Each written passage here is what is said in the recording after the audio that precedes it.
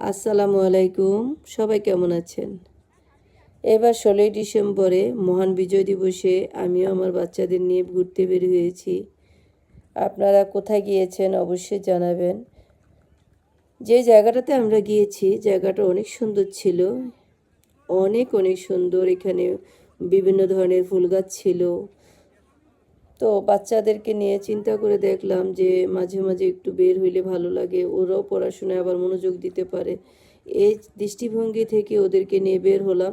দেখেন বন্ধুরা, এখানে আম গাছের মুকুল চলে আসছে।